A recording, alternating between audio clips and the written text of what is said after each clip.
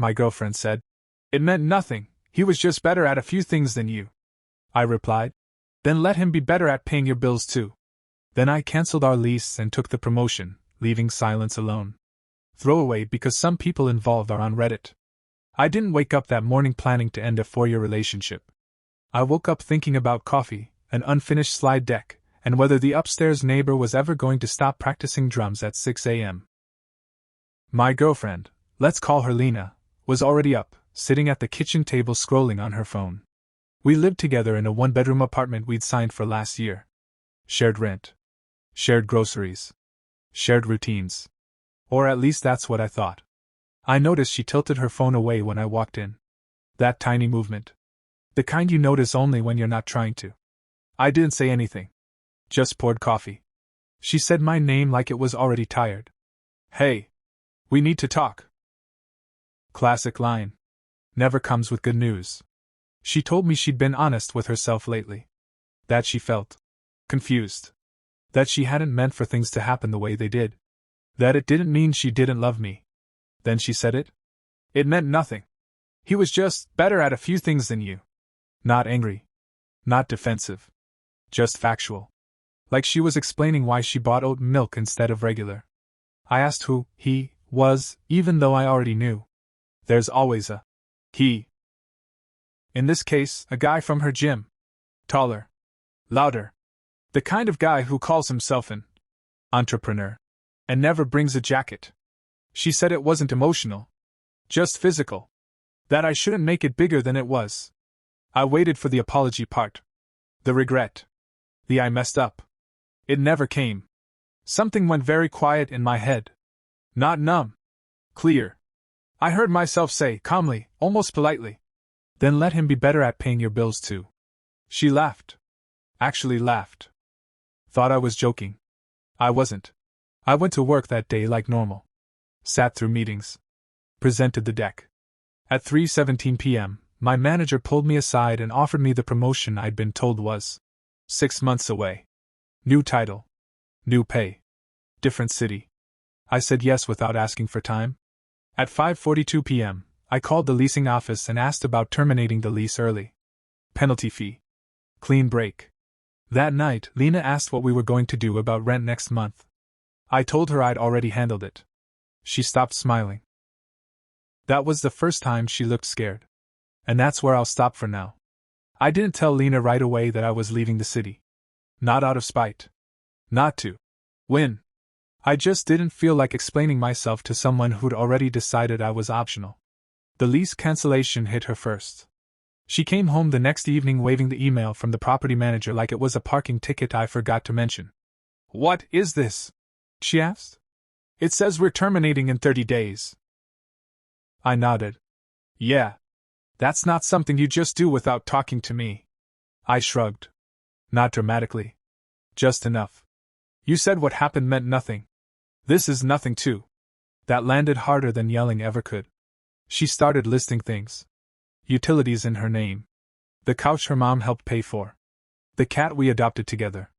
How inconvenient this was. How unfair. Notice what wasn't on the list. I'm sorry. That night she slept on the couch by choice. I slept fine for the first time in weeks. A few days later, HR sent the paperwork. Relocation package. Start date in 5 weeks. I booked a one-way flight during my lunch break. When I told Lena I was taking the promotion, her tone changed immediately. Oh. Wow. I mean, congrats, she said, eyes lighting up in a way they hadn't for me in months. So, long distance? I looked at her. Really looked. She wasn't asking because she loved me. She was calculating. Rent. Stability. Convenience. No, I said. I'm moving. Her smile froze. What about us? That question used to matter.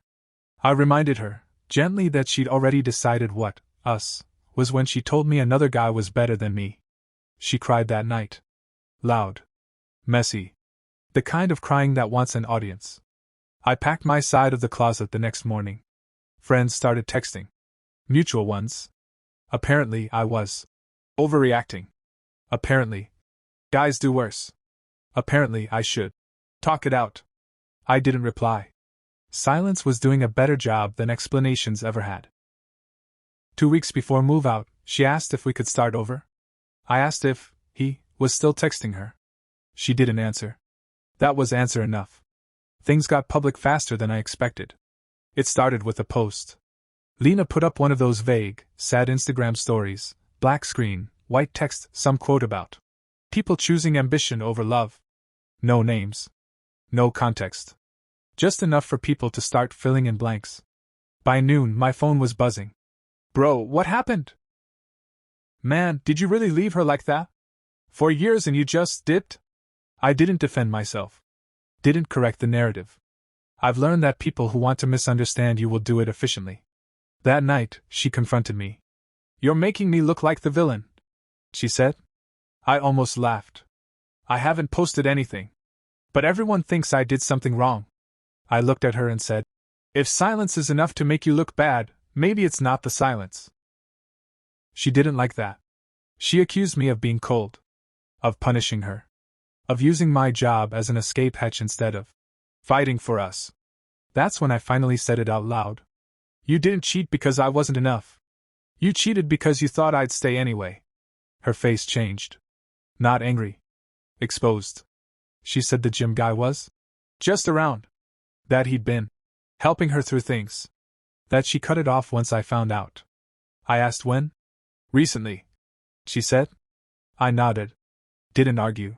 Later that week, I ran into gym guy by accident. Or maybe not by accident, he was suddenly everywhere Lena used to be. He recognized me immediately. Awkward handshake. Too firm. Performative confidence. Didn't mean for things to get messy, he said. I smiled. They didn't. That confused him. You can't have her, I added. I'm upgrading cities, not competitors. He laughed, but it didn't reach his eyes. Move-out day came fast. We divided things quietly. The cat went with her. The couch stayed. I took my desk, my books, and the coffee maker I bought when we first moved in. At the door, she asked if I'd regret this.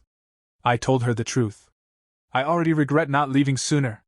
She didn't follow me downstairs. I didn't look back. I landed in the new city on a Tuesday. No dramatic music. No fresh start montage. Just a rented studio apartment, mismatched furniture, and the kind of quiet that doesn't ask anything from you. Work was busy in a good way. The kind where effort turns into progress instead of arguments. New team. New expectations. People who didn't know me as half of a couple, just as myself. A week in, I posted a single photo. Skyline. Coffee cup. No caption. That's when Lena texted. I didn't think you'd actually go. I stared at the message longer than I should have. Then, he's not what I thought. Can we talk? I typed. Deleted. Typed again. What I wanted to say was, you didn't lose me when I left. You lost me when you compared me to someone else and called it nothing. What I actually sent was simpler. I hope you're okay. I'm not coming back. She didn't reply. A mutual friend later told me the gym guy moved on quickly. Apparently he was better at a few things. Just not commitment or rent. Funny how that works. Sometimes I wonder if she understands what really happened. That it wasn't the cheating. It was the certainty she had that I'd tolerate it. That I'd stay small so she could feel big. I didn't explode. I didn't beg. I didn't compete. I just left. And the thing no one tells you about leaving quietly? It echoes longer than any argument ever could. If this story kept you hooked, give it a like, share your thoughts below, and subscribe for more.